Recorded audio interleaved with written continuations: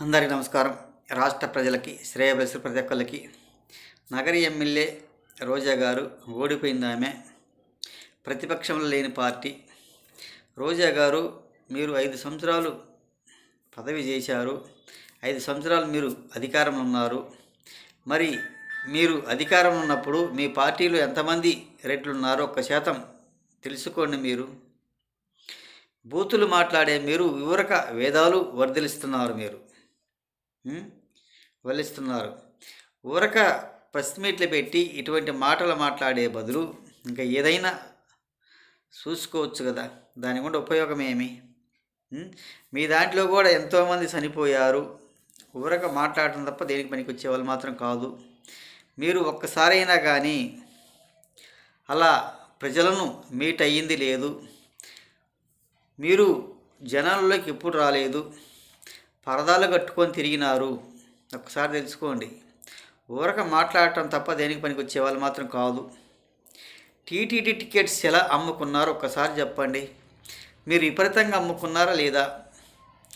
ఊరక మీరు జనంలో సింపతి పొందాలంటే ఊరక పొందలేరు, పొందటానికి ఆస్కారం లేదు. మీరు ప్రభుత్వంలో ఉన్నప్పుడు కూడా చాలామంది కూడా చనిపోయారు. ఒక్కసారి తెలుసుకోండి. చాలా సార్లు కూడా చెప్పాను. ఇటువంటి మీ ప్రభుత్వం చాలా జరిగాయి కూడా. మీరేదో వేదాలు మాట్లాడతారు అని తెలుసుకోవాల్సిందిగా.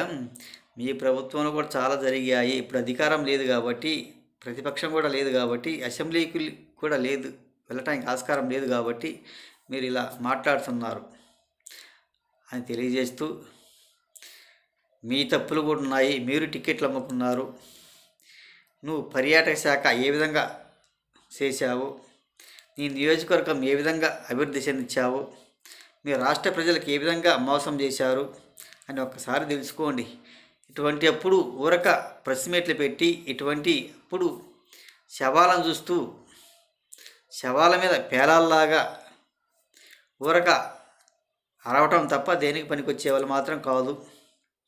ఇలా అరిచేదేదో, ఇలా మాట్లాడేదేదో అసెంబ్లీకి వెళ్ళి మాట్లాడుకోవచ్చు కదా.